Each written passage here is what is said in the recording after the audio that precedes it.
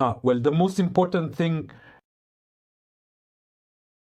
is whether we can generalize like this, for example, and consider it so generally, because we are exactly at the point now where a choice is being made. Yesterday, I was at a party, and for the second time in my memory, there was a discussion about ending the war or continuing the war. And one side, which is for continuing the war, in their opinion, uses such justifications and reasoning. We must continue the war, at least until 1925, because we have resources for 1925. They ask him, well, what about after that? And then in 1926, Russia will start having problems, and we will gain an advantage. They tell him, well, first of all, what makes you think we have enough resources for 1925? The other side says, look at the situation. We indeed have SDH. The number of SDH is constantly growing. In principle, we don't even have objective data because the structures that record in SDH are already unable to cope. That is, there are far more SDH than we are recording.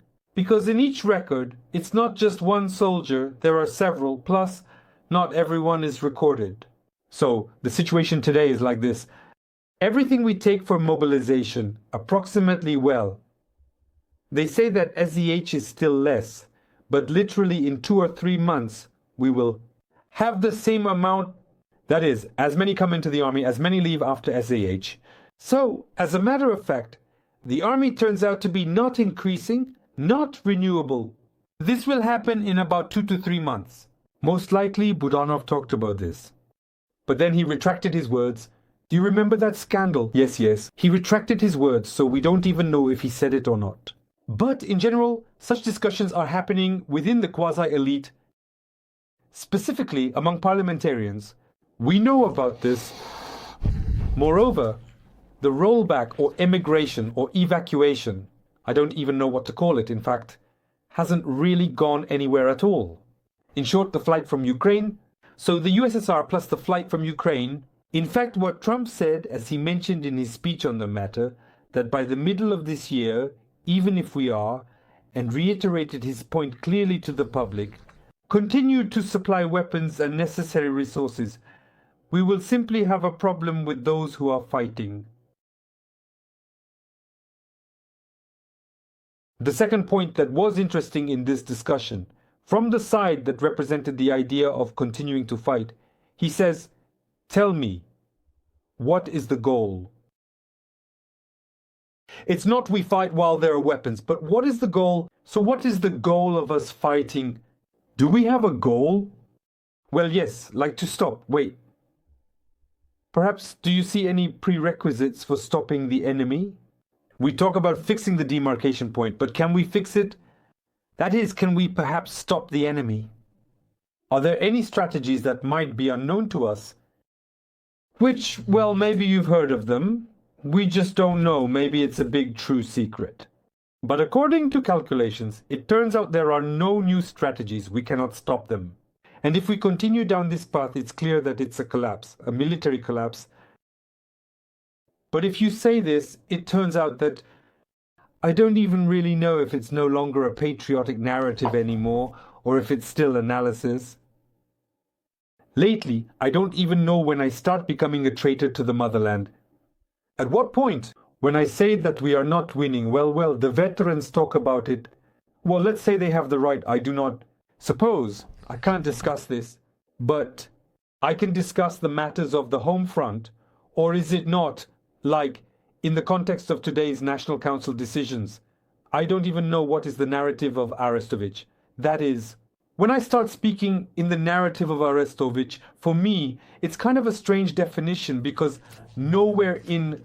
Now explain how this ends. People simply don't know. Today, the National Council revoked Feldman's channel license, didn't grant it, didn't renew it, whatever it's called. It was a small cable channel with a strange wording, Arestovich's narrative. Therefore, I would like to clearly define, I don't know, maybe appeal to the President as in fact the guarantor of freedom of speech and various other constitutional freedoms. What is Arestovich's narrative?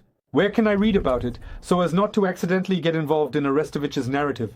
Well, I'm speaking in all seriousness because I talk, analyze, and suddenly at some point I might start carrying Arestovich's narrative. I wouldn't want that, right?